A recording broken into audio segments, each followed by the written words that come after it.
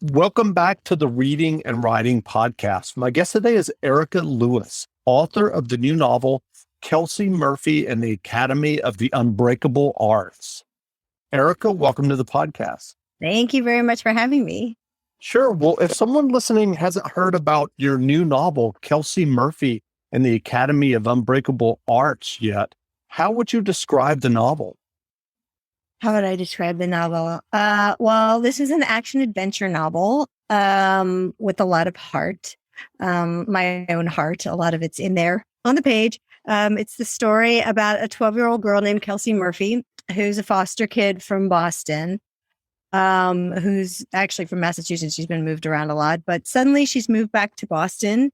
And when she gets there, she ends up finding her first clue to who her parents might actually be.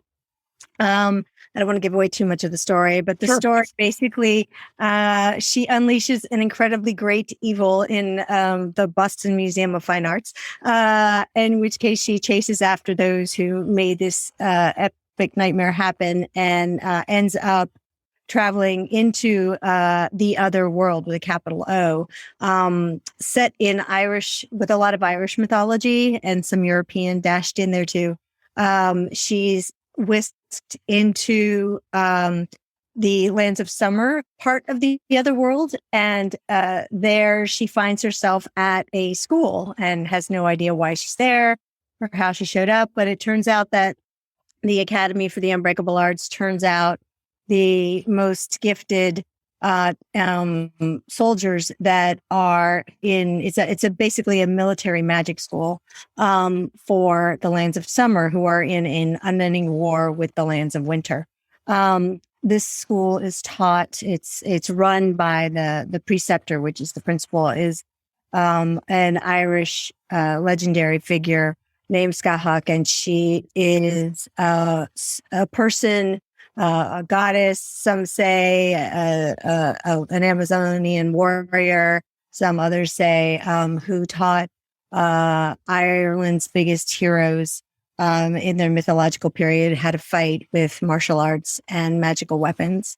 And getting into her school is not by invitation, it is by test, and not a fun one. And the story unfolds from there. It's a journey where Kelsey's trying desperately to figure out who she is, and at the same time stop something that she has unleashed that threatens the entire school. Well, do you remember the original idea or impetus that led you to write this novel? Well, yes, I remember the moment. I remember reading. I lived in London and I studied extensively. Went back to Ireland and I spent a lot of time there. So much to my family's chagrin, dragging them around through an unending number of old ancient ruins. And so for me, I had been doing a lot of research and for another novel that I was actually writing called Game of Shadows, and I stumbled upon her story and learned a lot about her. And her original school back 10,000 plus years ago was on the Isle of Skye, on a place called Dunsky Castle, which means Fortress of Shadows, and it was named for her because she's called the Shadowy One in translation. And so I knew I wanted to do something with that idea. And my editor, after Game of Shadows came out, was like, you really have such a great voice for middle grade. Would you consider doing a middle grade series and giving us a proposal for that? And I was like, yes, I have an idea. And so it actually gave me a great excuse to force my family on yet another trip, this time up through Scotland, this time though, up through the Highlands, over the bridge to the Isle of Skye, so that I could actually see the Bridge of Leaping in its original form, which is there, which is in the book, which is part of the test to get in, and make some great notes. And I used to spend a lot of time in Massachusetts, and still do, because we have family there, and I used to spend summers in Worcester. And so I really wanted to set something in Boston, because I just love the city so much, at least in the beginning. And of course, in book 2, we're back there a little bit as well. But I knew I wanted to do it about a girl. I knew I wanted to stretch my legs on writing about someone in foster care, but not just foster care, but tormented foster care, because she was being tormented all the time by her caseworker, who happened to have a different agenda. So I don't want to give too much away. Sure. So she's pretty tortured, and then the characters kind of just unfolded from there. Sure. Well, as you mentioned, this book is published as a middle grade novel. When you're writing a middle grade novel, are there certain parameters that you have to keep in mind? Definitely. I mean, and sometimes that's hard because, basically when I write a middle grade novel, I never like to talk down to kids and think that they can't handle some kind of specific thing. There are a lot of heavy themes in this, but when I'm obviously the relationship content, when you're talking about a middle grade book, you're talking about an 8 and up reader, an advanced 8-year-old reader, all the way up to, I have some 9th grade readers, some classrooms asking me to come in for people who are struggling to learn to read, which actually is my past. So there's a big wide range of that. So you have to make sure that you're arcing the relationships for the younger versions and then aging it up with the characters. So a 12-year-old is a typical 6th grader, and having kids of my own, spending a lot of times over these last few years with 6th graders, 7th graders, 8th graders, you kind of know, I have a good sense for where they are in that emotional and the whole, like, I have a crush on this one and I like that one, but it isn't about, it doesn't overtake the story, where the differentiation between, middle grade and young adult is the high schoolers, the 9th grades, and up, sliding more into wanting that kind of thing. So I definitely tailor the relationship stuff. The violence too, typically, you want to be real careful that, the world is in jeopardy, not, you're not, a lot of the creatures that they're battling and that are living and dying are definitely ones that are monsters, so to speak. There are a lot of more emotional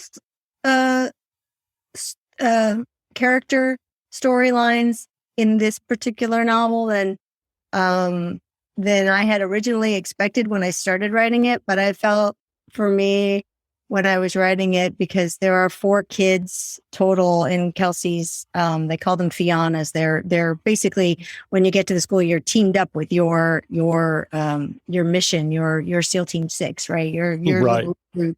So Fianna has 4, and each one of them has something that they're struggling with. Instead of being the most popular group, they are actually the least popular group, and Kelsey being the least popular amongst them, for a lot of reasons that are completely out of her control.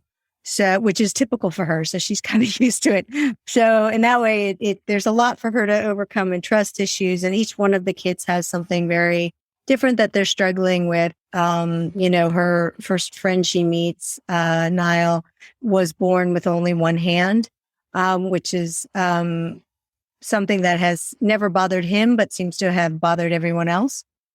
It's never slowed him down, never made him feel like he couldn't do something, and which is a person born with one limb is born that way, and you work around it. I mean, some it's not even a workaround; it's just what it is, and it's it was my editor who was like, let me throw a challenge at you. Give me a character who has a handicap, and I hate to use that word because he doesn't feel handicapped, but everybody else makes him feel that way, and including his own family. So there's a lot of that to overcome. There's a girl who seemingly is the best and brightest and most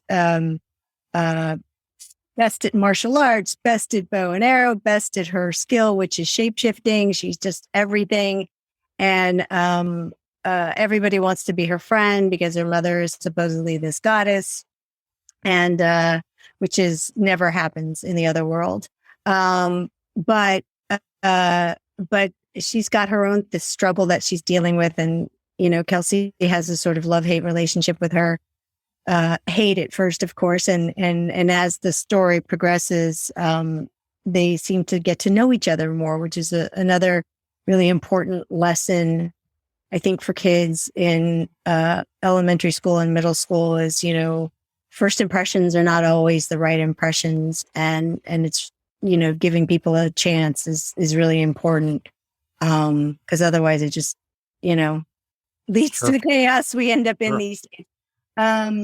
And then the last kid is Zephyr Chike, who is he comes from the most functional family, the most normal family, always beaten up on by his older brothers, and he's a bit of a clown in some ways, and people tend to not take him seriously. And his biggest struggle, his whole existence, has been trying to be more than what everybody else sees him as.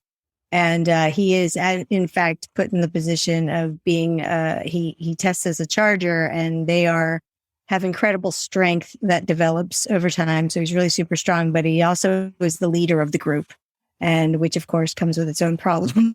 So. Hey, this is Jeff, the host of the Reading and Writing Podcast.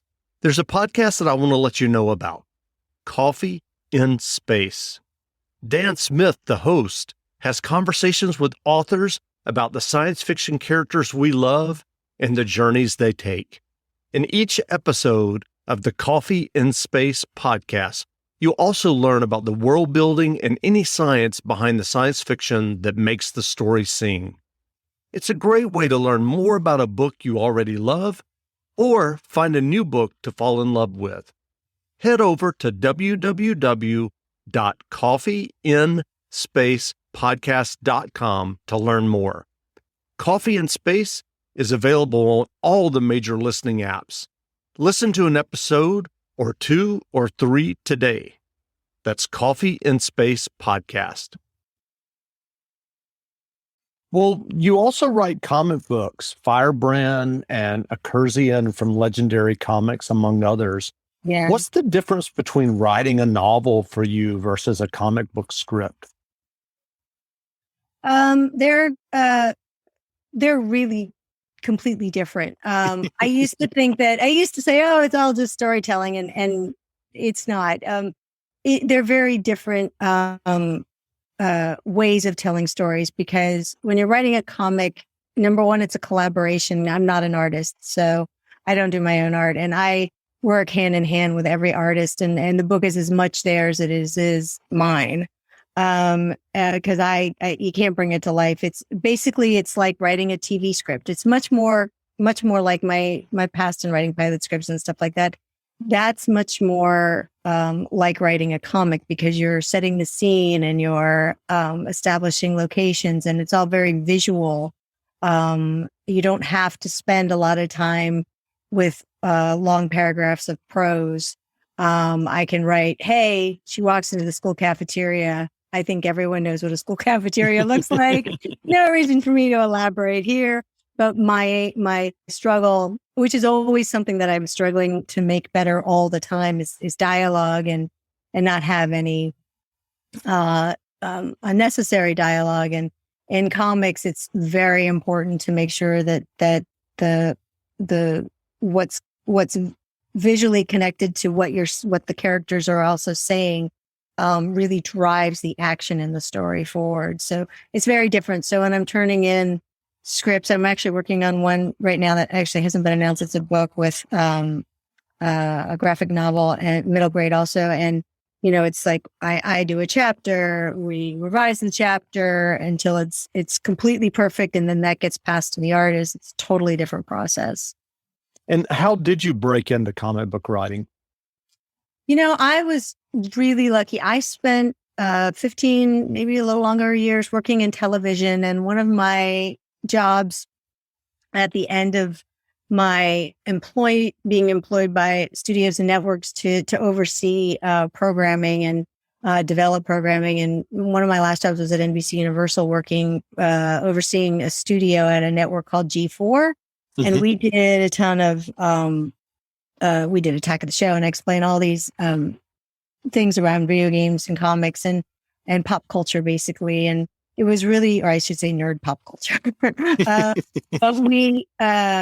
the fun part was that I loved comics, and I had always had a long past in working with people on optioning comics and turning them into IP, into television or whatever people were going to do with it. I was fortunate to work with people like Michael Uslan, who works on all the Batman franchises. And I just remember being at New York Comic Con one day and being like, I have all these ideas for comics and I love, reading them. And I was like, so how do I write one? And I just asked him, and I remember he pulled out a piece of paper and he was like sort of showing me how to do it. And oh God, that was a really long time ago. But he was such a great mentor in that way. And then when I was at G4, I wrote a graphic novel called The 49th Key. And I was fortunate to get that optioned right as I was getting ready to leave, as they were basically shutting down the network.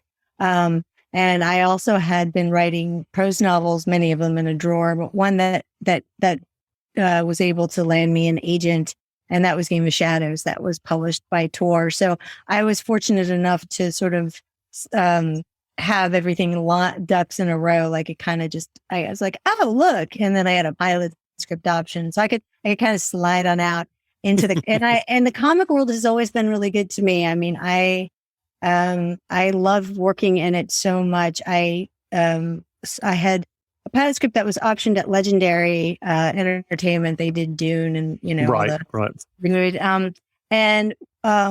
With that, I was able to go in and then pitch some comic series. And one of my partners, Jessica Chobot, who I had worked with at G4, and she and I actually worked on Firebrand together, along with Claudia Aguirre, who's the artist. We wrote that originally for Webtoon, and then they put that out as a graphic novel. We did 2 seasons of that, so it was almost like, I think I worked on that for 5 total years, constantly delivering scripts, and then sold a Cursian with my partners there. And then everything else has been pretty much I've been working on my own. But I actually started more doing that. In The 49th Key, I was fortunate enough to work with Grant Morrison. He was at Heavy Metal at the time, and he's actually the editor there. Sure. So that was amazing. I don't know. I've been really fortunate. well, I'm curious because television scripts and comic book scripts are very structured narratively.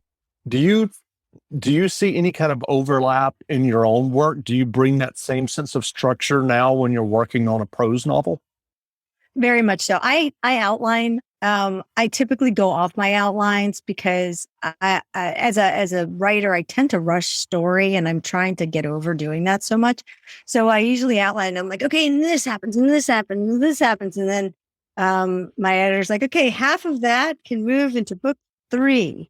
And I'm like, okay. And actually, it's been a struggle on book 2 because I drafted the whole novel, and I'm like, oh my God, half this can go into book 3, and we should start slower. And so I've been rewriting book 2 right now for like the last 4 months, and it's been crazy, but fun, but crazy. So yes, I try very hard to outline because for me, then I can put the emotional beats in along with the action beats. As I'm writing a story, if I just dump it all down too fast and don't have at least a clear direction from beginning to end, I sometimes end up in a place that is not where I needed to go and have to drive the train back the other direction. I'm not a very good, they call it prancing. I'm not a very good prancer. I'm better at plotting and then just, taking detours. Sure. Well, what writing advice would you offer for listeners who are working on their own stories or scripts or novels? Um, First, God, a couple things come to mind. Things I wish I had listened to many years ago. Take your time. Don't be in a hurry to submit stuff. Get it down on the page. Do it fast. Stick to a schedule. But when it's done, try and set it aside for a week or a month. Taika Waititi, did I say his name right? Yes. I think so. He Yep. he sets his in a drawer for a year. I don't know that I'd have patience for that. I saw a clip of him in a masterclass saying that, but I definitely love being able to set things aside and pick them back up because you always make them better. And then you also have to have the courage to let people read it because feedback is a part of all of it. And you know, it's a part of everything in life, but some people are really good at taking it and other people aren't. I mean, a lot of my friends out here, because I live in Los Angeles, are actors, and the hardest thing in the world is when you walk in the door and they look at you and they're like, no, because you're the wrong shape for whatever it is they're casting. And that's the beginnings of okay, you know, you just got to suck it up and take it. And then when it comes to writing, it's almost even more. It's as personal, I should say, because you're submitting this thing that is your baby and it's a piece of you, and you have to get used to the fact that somebody's going to tell you stuff. And sometimes the notes come back and they're, you know, and it doesn't matter whether it's an editor who's your friend. I mean, I've had editors I've worked with, and I'll get their notes back and they're kind of snarky and mean, and I really don't appreciate it. And I'm like, okay, but it's coming from the right place. They're trying to make the book better, and you just have to get over it. You got to set that part aside and just keep pushing forward. And none of my editors at Tor, by the way, they're amazing. I would never do that, but I have had some of that in the past, and it hurts. It stings. Sure. You just have to move on. And I learned that because when I was working at Sony in my first job, I was an assistant there, and the guy who ran the television division, I was his assistant, and he was like, you know, he would let me listen in on his calls, giving notes on scripts. And he'd come out afterwards. He was such a great teacher. He'd come afterwards and he'd be like, whenever you're giving notes, I'd ask him about stuff. Well, whenever you're giving notes, you got to remember that you're trying to get the writer to want to improve. It's like talking to your kid, you know. You don't want to come at it from a place of what's wrong with everything. You need to come at it at a place for this is a baseline, and now we're going to dig in and try, and I'm going to give you some feedback to think about to make it better. And it was one of these truly, I felt like it was a gift for me because as I went on, I got to work with all these incredible writers who liked working with me because I had learned how to give notes, but that's not, everybody doesn't get that, you know? And so for me, I'd learned to give feedback in a way. And so when I get feedback, I can always sort of, I can siphon through it. I've been sort of desensitized to the way it's done. And not everybody gets the gift of having that happen to them. So I would let people to make sure, let everything roll off. Read that letter that you get, that notes, or we get an edit memo, set it aside for a day because you're fuming, go for a run, do whatever you got to do, and then come back and look at it. And you'll know that everything in that edit memo is correct. That's good advice. Well, where can people find you online if they'd like to learn more about you and your novels and comic books? I have a website, erikalewis.com, and I always am updating that. On the socials, on Twitter at Erika Ely, it's ELY's in the middle, Lewis.com, and same for Instagram. I am on Facebook. Honestly, right now, trying to keep up with all of them is always difficult. And I'm also on TikTok at the same Erika Ely Lewis. But I probably post more on Twitter and Instagram. And I'm always very happy to have people reach out if they have questions. That's great. Well, again, we've been speaking with Erika Lewis, author of the new novel, Kelsey Murphy and the Academy of the Unbreakable Arts. The novel is available now, so go buy a copy. And Erika, thanks for doing this interview. Thanks so much. Great. Thanks a lot.